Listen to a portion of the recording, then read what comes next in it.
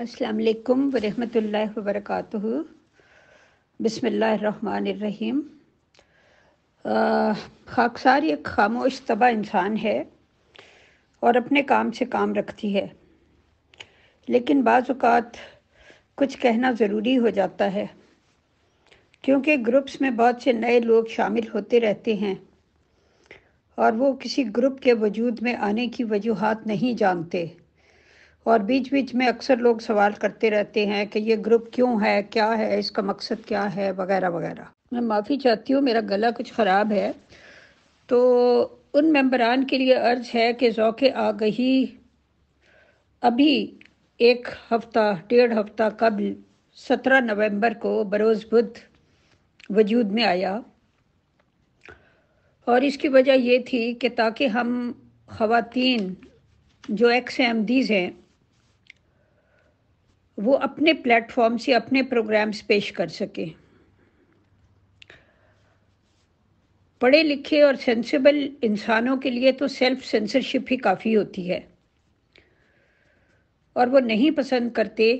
कि कोई उन्हें गाइड करे या कोई उन्हें डिक्टेट करे कि उन्हें क्या कहना है और क्या नहीं कहना। हाँ, अलबत्ता एडमिन्स का आपस में सलाह मशवरे से कुछ तय करना और उस पर सबका राज़ी हो जाना वो एक अलग बात है। इस ग्रुप का ज़ौक़ आगही का मकसद मजहबी तंग नज़री का ख़ात्मा करना है, हर किस्म के जबर और ग़ुलामी के ख़िलाफ़ आवाज़ उठाना है, और मुखालिफ नुक्ता नज़र सुनकर भी टॉलरेंस पैदा करना है, बर्दाश्त करना है। कुछ प्रोग्राम्स मैंने इस ग्रुप में किए हैं अभी तक, और बहुत से प्रोग्राम्स मैंने दीगर ग्रुप्स में भी किए हैं, और ज़ाहिर है कि जब आप अपना कोई नुक्ता नज़र रखते हैं और उसको पेश करते हैं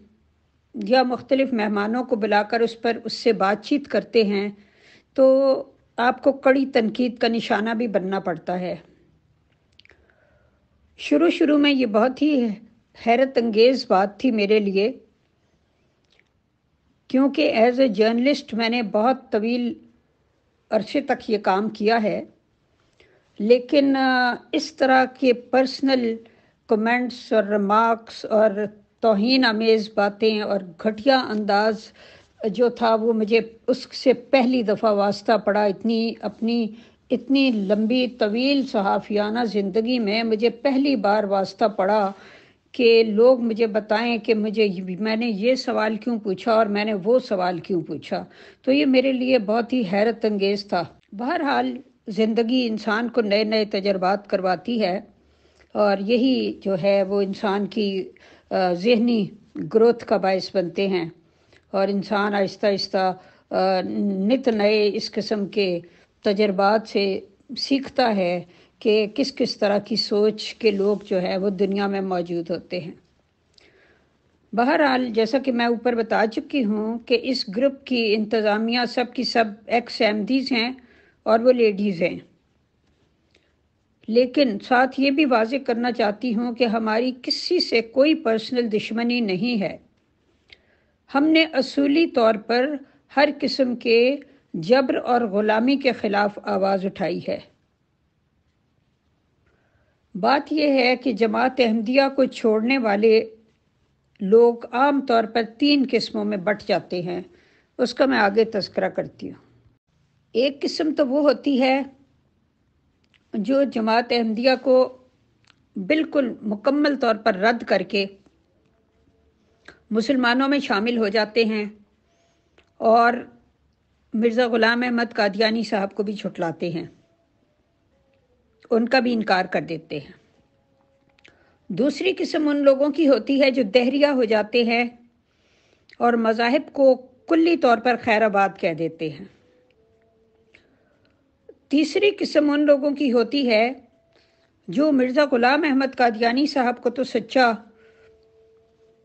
मानते हैं, लेकिन खिलाफत और निज़ाम जमात को रद्द करते हैं। लेकिन जैसा कि हक़ाइक़ सबके सामने हैं, अफसोस की बात यह है कि ये तीनों किस्म के लोग जमात अहमदिया سے وابستہ لوگوں کی نفرت، اخراج، مقاطعہ، گالیوں، بد زبانیوں اور تحقیر آمیز باتوں کا شکار ہوتے ہیں، جس کے نتیجے میں حالات بگڑتے چلے جاتے ہیں، اور وہ لوگ جنہوں نے اپنے گھر بار، اپنی جانیں، اپنی اولاد، اپنے مال، اپنا وقت، اپنا سب کچھ 50 60 سال تک اس جماعت پر قربان کیا ہوتا ہے، انہیں جماعت کے لوگوں کے اس بے حس اور تھینک لیس طریق پر بہت حیرت ہوتی ہے کہ ایسا کیا ہم سے خطا ہو گئی جس کے نتیجے میں ابھی ہمارے بیوی بچے، ہمارے بہن بھائی، ہمارے ماں باپ، ہمارے داماد، ہماری بہویں سب اس جماعت میں موجود ہیں، لیکن جس طریقے سے یہ ہمارے ساتھ نفرت آمیز سلوک کر رہے ہیں، اس چیز پر انہیں بہت حیرت ہوتی ہے، جس کے نتیجے میں بعض تو خاموش ہو جاتے ہیں اور بعض مقابلے پر اتر آتے ہیں۔ اور افسوس اس بات پر بھی ہوتا ہے کہ جماعت اپنے ہی ڈیڈیکیٹڈ لوگوں کو خود اپنا دشمن بنا لیتی ہے۔ ایک طویل عرصے تک تو ایسا تھا کہ یہ مقاطعہ اور اخراج کا طریقہ کار چل جاتا تھا، لیکن اب زمانہ بدل چکا ہے، اور افسوس کی بات یہ ہے کہ نظام جماعت نے غلامی کی زنجیریں مضبوط کرنے پر ہی سارا زور لگا دیا اور بدلتے ہوئے حالات کے تقاضوں کو قطعاً نہیں سمجھا،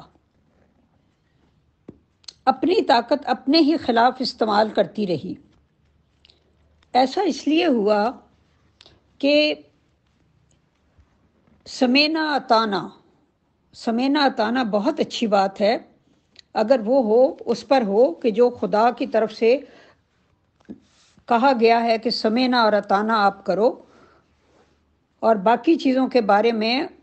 اللہ تعالیٰ نے بھی کہا ہے کہ ہم نے تم کو عقل دی ہے، غور و فکر کرو، سوچو سمجھو اور اس کے مطابق فیصلہ کرو، اور اپنے جو اولو الامر ہوتے ہیں ان کے آگے بھی کمپلیٹ سرنڈر آپ کو تب جائز ہے جب وہ آپ کو خدا اور رسول کے حکم کے مطابق چلا رہے ہوں، ورنہ آپ وہاں سوال کر سکتے ہیں۔ لیکن ہوا یہ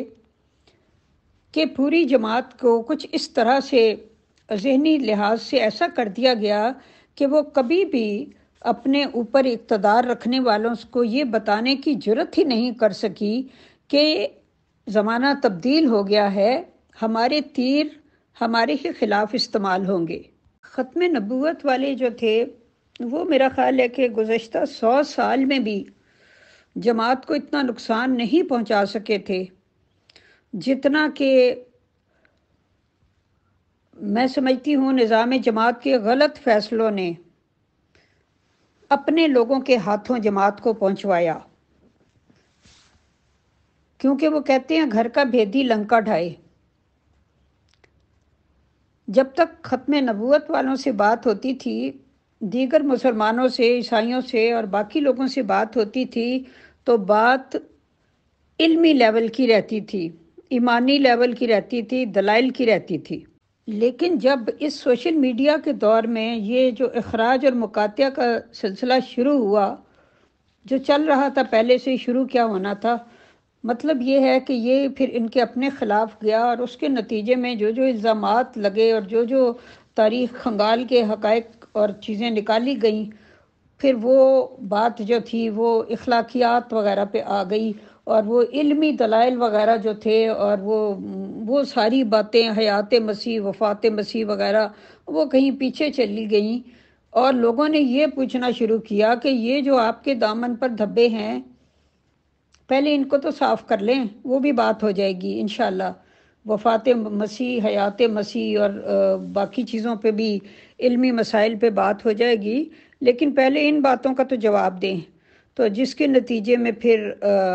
ظاہر ہے جو کچھ ہوتا ہے سو ہوتا ہے۔ کچھ پروگرامز میں نے اس گروپ میں کیے ہیں ابھی تک، اور بہت سے پروگرامز میں نے دیگر گروپس میں بھی کیے ہیں۔ اور ظاہر ہے کہ جب آپ اپنا کوئی نقطۂ نظر رکھتے ہیں اور اس کو پیش کرتے ہیں یا مختلف مہمانوں کو بلا کر اس سے بات چیت کرتے ہیں تو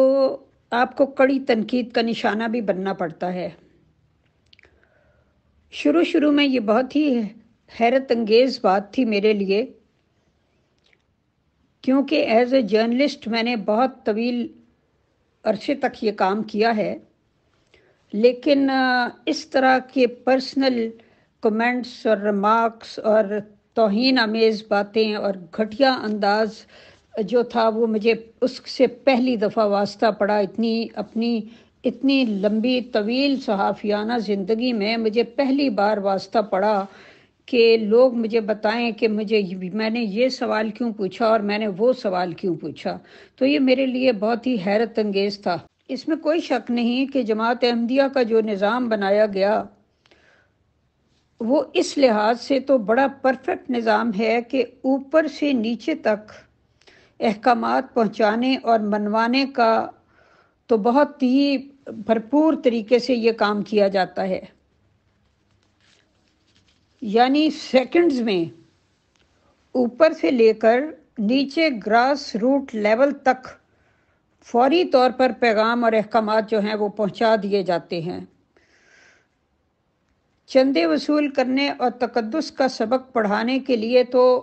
جیسے بجلی کی طرح یہ نظام جو ہے وہ کام کرتا ہے، لیکن مسائل جو نیچے پیدا ہوتے ہیں، نچلی سطح کے لوگوں میں جو مسائل پیدا ہوتے ہیں یا لوور لیول پہ جس کو ہم کہہ سکتے ہیں، ان مسائل اور دکھوں کو اوپر تک پہنچانے کا قطعاً کوئی انتظام نہیں۔ پورے کا پورا نظام اس سے بالکل غافل ہے، لہٰذا یہ یک طرفہ طور پہ کام کرتا ہے۔ حالانکہ کسی بھی نظام کو جب تک کہ وہ دو طرفہ کام نہ کرتا ہو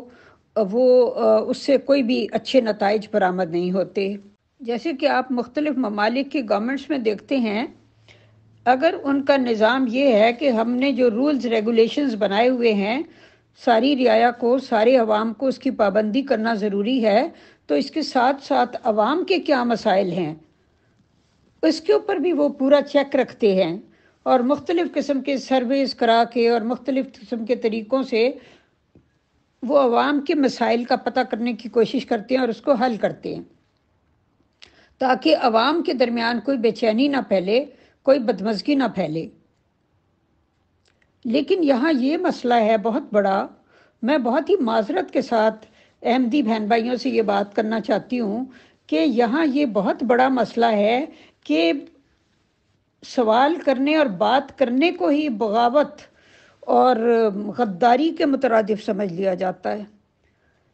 حالانکہ اگر بات اوپر نہیں پہنچائی جائے گی، بات کی ہی نہیں جائے گی، تو کس طریقے سے ان مسائل کا حل نکلے گا جو پیدا ہو رہے ہیں نچلی سطح پہ۔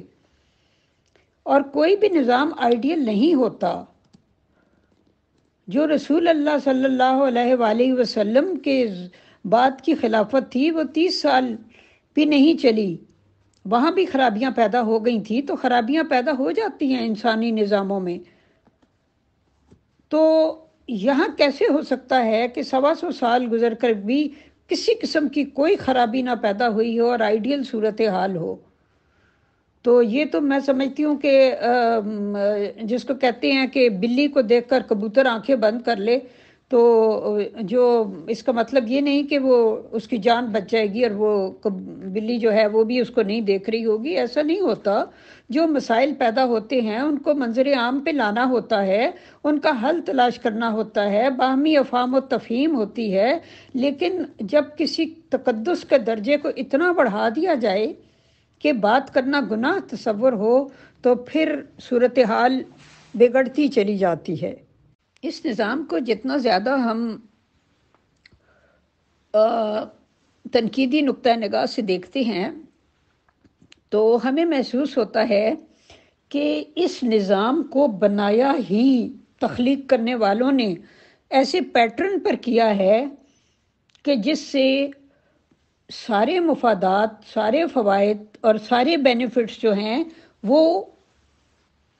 اس نظام کو بنانے والا طبقہ حاصل کر سکے۔ اور بیچارے عوام جو اپنے خون پسینے کی کمائی سے چندہ دیتے ہیں، گو کہ وہ خدا کی رضا کے لیے دیتے ہیں، لیکن بہرحال وہ پہنچتا تو اوپر کے لوگوں میں ہی ہے نا، تو ان بیچاروں کی ویلفیئر کے لیے ان میں سے بھی بعض غریب ہوتے ہیں، بعض کے حالات بگڑ جاتے ہیں، بعض کی ویسے کوئی بات نہیں سنی جا رہی ہوتی، اور مطلب ان کے ہزار مسائل ہوتے ہیں۔ یہ نظام ان کی داد رسی کرنے کے لیے نہیں ہے، بلکہ اس کی بناوٹ میں یہ چیز رکھی گئی ہے کہ یہ صرف برسر اقتدار طبقے کو فائدہ پہنچا سکے، اور نیچے جو لوگ ہیں بیچارے مظلوم، لاچار، پسے ہوئے، ان کی طرف توجہ نہیں ہے۔ مختلف نظارتیں اور محکمے بنا کر ایک ایسی بیوروکریسی کو پروان چڑھایا گیا ہے جس نے لوگوں کی زندگی اجیرن کر دی ہے، اور روحانی گروتھ کا قصہ ایک قصہ پارینہ بن کر رہ گیا ہے۔ ہر دور میں احتجاجی آوازیں بلند ہوتی رہیں جن کو اخراج اور مقاطعہ یا جبر و تشدد سے کچل دیا گیا۔ بے شمار ڈیڈیکیٹڈ لوگ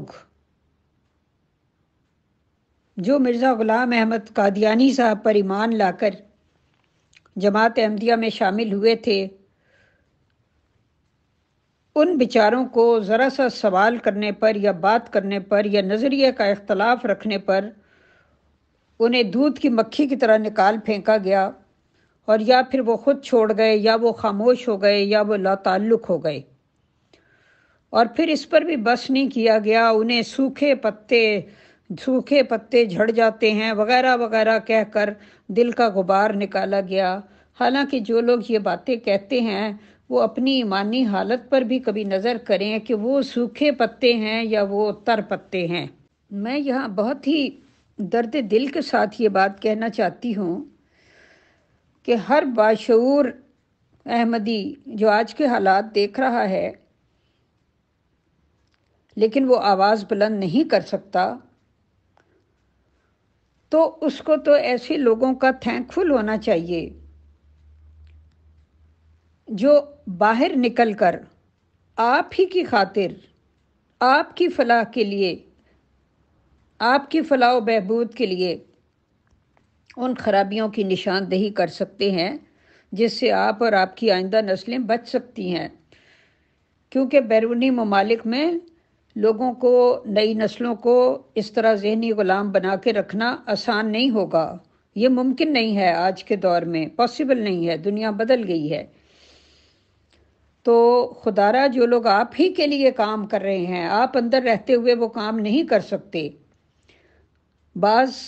اصلاحی کام ہوتے ہیں وہ باہر نکل کے کرنے پڑتے ہیں، کوئی دشمنی نہیں ہوتی کسی سے، تو ان پر گندے الزام لگانے اور ان کے خلاف محاذ آرائی کرنے سے تو باز رہیں۔ خدارا اتنا تو آپ لوگ کریں، چلیں آپ نہیں بول سکتے تو کوئی بول رہا ہے تو اس پہ گندے الزامات لگانے اور اس کے خلاف ایک محاذ بنانے سے باز رہیں۔ یہ چند عورتیں، انہوں نے بہت کچھ داؤ پہ لگایا ہے، آسان نہیں ہے۔ اس جماعت میں جہاں بڑے بڑے مرد جو ہیں وہ اس طرح سر جھکا کے، اور میرا مطلب بالکل اپنے آپ کو زیرو کر کے وہ اپنے خلیفہ کے سامنے کھڑے ہوتے ہیں، انہیں آنکھ اٹھانے کی اجازت نہیں ہے، انہیں نہ میں سر ہلانے کی اجازت نہیں ہوتی، انہیں کسی قسم کا اختلاف کرنے کی اجازت نہیں ہے، انہیں بات کرنے کی اجازت نہیں ہے، ان کا کام صرف سر جھکا کے کھڑے رہنا ہے، حتیٰ کہ کسی کو نظر اٹھا کے دیکھنے کی بھی اجازت نہیں ہوتی۔ تو ایسی صورتحال میں اگر چند عورتیں، یہ نہیں کہ وہ بری عورتیں ہیں، ان کے بھی گھر بار ہیں، ان کے خاوند ہیں، ان کے بچے ہیں، ان کا سب فیملیاں ہیں، اگر انہوں نے یہ ہمت کی ہے اور انہوں نے اس ظلم کے خلاف، اب ملائیشیا میں، تھائی لینڈ میں اور باقی جگہیں جو ہیں جہاں جہاں بھی مہاجرین ہیں، وہ کوئی ہمارے رشتہ دار تو نہیں ہیں، لیکن محض ایک انسانیت کا درد ہوتا ہے، انسانیت کے حوالے سے بھی انسان کے اوپر کچھ کام کرنے لازم ہوتے ہیں۔ جہاں بھی ظلم دیکھتا ہے، جبر دیکھتا ہے انسان، وہاں آواز اٹھاتا ہے۔ اور پتہ ہوتا ہے کہ ہر آواز اٹھانے والے کو کہ اس کے نتیجے میں مجھے لوگوں کی کس قدر نفرت کا سامنا کرنا پڑے گا، لیکن وہ محض اس بات پہ کہ خدا تعالیٰ نے کہا ہے کہ انسان کہیں بھی ظلم کو دیکھے تو اس کو روکنے کی کوشش کرے، چلو زبان سے، ہاتھ سے دل میں ہی برا سمجھے، تو وہ بیچارے بہت دکھی لوگ ہیں، بہت پسے ہوئے ہیں، ان کی آڈیو سنیں، ان کی روتی ہوئی، کرلاتی ہوئی، چیختی ہوئی بیچاری عورتیں اور بچے، جب انسان وہ سنتا ہے تو اس کا دل کانپ کے رہ جاتا ہے کہ اے خدا میں تیرے سامنے کس طرح جواب دوں گا کہ اس طرح لوگ رو رہے تھے، چلا رہے تھے۔ اس پہ بعض عہدیداروں کی جواباً یہ کہ ان کو چاہیے کہ رات کو یہ 33 دفعہ کینیڈا کینیڈا کینیڈا اور 33 دفعہ امریکہ امریکہ امریکہ اور 34 دفعہ آسٹریلیا آسٹریلیا کا وظیفہ کر لیا کریں۔ او مائی گاڈ، اتنا سنگ دل کیسے ہو گئے آپ لوگ، اتنے سنگ دل کیسے ہو گئے؟ اب میں آتی ہوں اپنے پروگرامز کی طرف۔ ہماری کوشش یہ ہوتی ہے کہ پروگرامز کا معیار بلند سے بلند تر کیا جائے اور مہمانوں کو کھل کے اپنا نقطہ نظر بیان کرنے کا موقع دیا جائے۔ ہم کبھی بھی کسی کو پہلے سے نہیں کہتے کہ آپ نے یہ کہنا ہے تو یہ نہیں کہنا، جو ان کا جی میں آتا ہے وہ کہتے ہیں۔ بعض پروگرامز جو ہیں وہ پریزنٹیشن پر مبنی ہوتے ہیں، یعنی کسی نے تحقیق کی ہے کسی چیز کے معاملے میں، کسی بک کے معاملے میں، یا اس نے خود لکھی ہے یا کچھ اور ہے، اور وہ ایک پریزنٹیشن دینا چاہتا ہے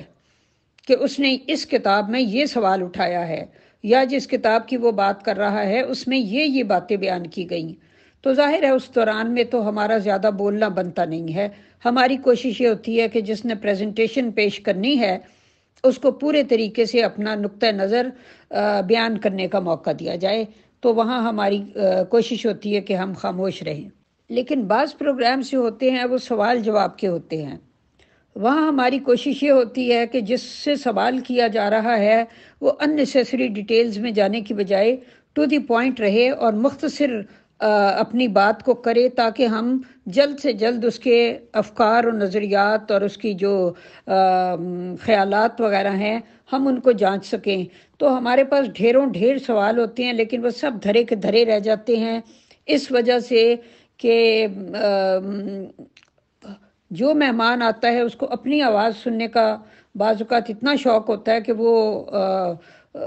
بہت مختصر بات کو بہت طویل کر دیتا ہے، اور بار بار توجہ دلانے کے باوجود بھی وہ ہماری بات کو سنی انسنی کر دیتا ہے، تو ظاہر ہے کہ پھر وہاں پہ کچھ مجبوریاں آڑے آ جاتی ہیں۔ کچھ فیڈ بیک بھی ہمارے پاس آتی رہتی ہے، بعض اوقات نظریاتی تنقید ہوتی ہے کہ آپ یہ بلاتے ہیں، آپ فلانے لوگوں کو صرف بلاتے ہیں، آپ اس کو بلاتے ہیں، اس کو بلاتے ہیں۔ بھائی ہم نے سب کو اوپن کہا ہوا ہے کہ جس نے بھی آ کر جس موضوع پہ بات کرنی ہے وہ ہم سے ڈسکس کر لے، اور ہم انشاءاللہ تعالی اس کو موقع دیں گے۔ تعارفی پروگرام کے لیے بھی بارہا کہا گیا ہے، بلکہ پوسٹیں لکھ کے لگائی گئی ہیں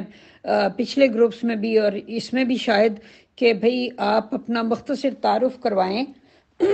تشریف لائیں، ہم آپ سے کچھ سوال پوچھیں گے، ہم آپ کے نظریات کو جانچنا چاہیں گے، ہم آپ سے بہت بے ضرر اور سادہ سے سوال پوچھیں گے، لیکن اس کے باوجود کوئی آگے نہیں آتا، تو یہ ہماری مجبوری ہے کہ پھر ہمیں انہی لوگوں کو جو حامی بھرتے ہیں انہی کو بار بار بلانا پڑتا ہے۔ جیسے کہ آپ مختلف ممالک کی گورنمنٹس میں دیکھتے ہیں، اگر ان کا نظام یہ ہے کہ ہم نے جو رولز ریگولیشنز بنائے ہوئے ہیں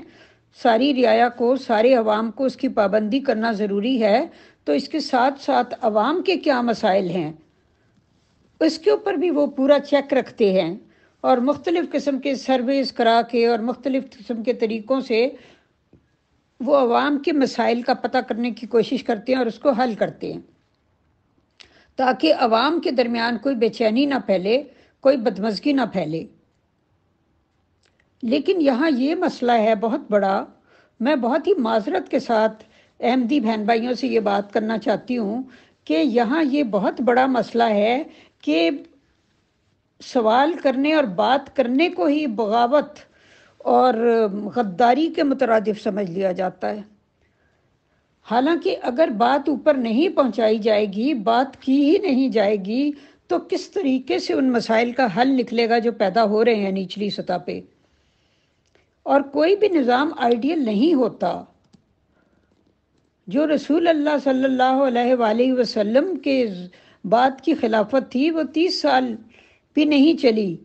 وہاں بھی خرابیاں پیدا ہو گئی تھیں، تو خرابیاں پیدا ہو جاتی ہیں انسانی نظاموں میں۔ تو یہاں کیسے ہو سکتا ہے کہ 125 سال گزر کر بھی کسی قسم کی کوئی خرابی نہ پیدا ہوئی ہو اور آئیڈیل صورتحال ہو؟ تو یہ تو میں سمجھتی ہوں کہ جس کو کہتے ہیں کہ بلی کو دیکھ کر کبوتر آنکھیں بند کر لے، تو جو اس کا مطلب یہ نہیں کہ وہ اس کی جان بچ جائے گی اور وہ بلی جو ہے وہ بھی اس کو نہیں دیکھ رہی ہوگی، ایسا نہیں ہوتا۔ جو مسائل پیدا ہوتے ہیں ان کو منظر عام پہ لانا ہوتا ہے، ان کا حل تلاش کرنا ہوتا ہے، باہمی افہام و تفہیم ہوتی ہے۔ لیکن جب کسی تقدس کے درجے کو اتنا بڑھا دیا جائے کہ بات کرنا گناہ تصور ہو، تو پھر صورتحال بگڑتی چلی جاتی ہے۔ پھر جرنلسٹ کو اندر کی بات نکالنے کے لیے بعض اوقات ذرا سخت قسم کے کوشچنز بھی کرنے پڑتے ہیں، اور بعض اوقات اس اینگل سے کرنے پڑتے ہیں کہ وہ یہ چاہتا ہے کہ جو بات کرنے والا ہے وہ بات کے مختلف پہلوؤں کو سامنے لائے۔ لیکن اس پر بھی لوگوں کو اعتراض ہوتا ہے۔ اب ہم لوگوں کو تو ہر بات پر اعتراض ہوتا ہے، اور ہم کہاں تک لوگوں کو تو خدا نہیں خوش کر سکا، انبیاء نہیں خوش کر سکے، تو ہماری کیا اوقات ہے کہ ہم سب کو راضی کر سکیں کہ جی وہ ہمارے پروگراموں سے یا ہمارے طریقہ کار سے یا ہمارے گروپ سے مطمئن ہوں۔ تو یہ ہمارے لیے پاسبل نہیں ہے۔ اس لیے ہم جہاں تک ہو سکے اخلاص کے ساتھ، دیانتداری کے ساتھ، اچھی نیت کے ساتھ اپنا کام کرتے ہیں۔ اب جو نہیں خوش ہوتا تو پھر ہماری مجبوری ہے، ہم کچھ نہیں کر سکتے۔ بعض اوقات ہمارے پروگرامز میں ایسے مہمان بھی آتے ہیں جنہوں نے جماعتی لوگوں کے ہاتھوں شدید قسم کی ذلت اور تحقیر کا سامنا کیا ہوتا ہے، اور ہر اینگل سے ان بیچاروں نے ظلم سہے ہوتے ہیں، ان کے گھر ٹوٹے ہوتے ہیں، ان کے بہت سے مسائل ہوتے ہیں، ان کے ایموشنل سکارز اتنے گہرے ہوتے ہیں کہ وہ ان کے پر قابو نہیں پا سکتے، تو ان کی زبان سخت ہو جاتی ہے۔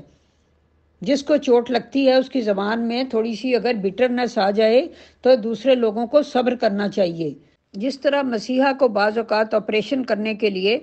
تیز نشتر استعمال کرنا پڑتا ہے، تو ہمارے یہاں بھی بعض اوقات تیز نشتر استعمال کرنا پڑتا ہے، تو وہ مجبوری ہوتی ہے۔ باقی یہ کہ گروپ آپ سب کا ہے، بات چیت کیجئے، گپ شپ لگائیے، انجوائے کیجئے،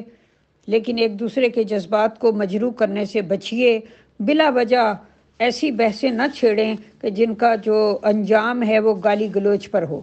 اور اس کے نتیجے میں کبھی اس کو کبھی اس کو ریموو کرنا پڑے۔ بعض لوگ یہ اعتراض کرتے ہیں کہ جی قواعد و ضوابط کس لیے بنا رکھے ہیں جب ان پر عمل ہی نہیں کیا جاتا۔ ان کی خدمت میں یہ درخواست ہے کہ محترم بھائیوں اور بہنوں، خدا تعالیٰ نے اس دنیا کو سدھارنے کے لیے 1,24,000 پیغمبر بھیجے، جنہوں نے آ کر قواعد و ضوابط بنائے، بتائے،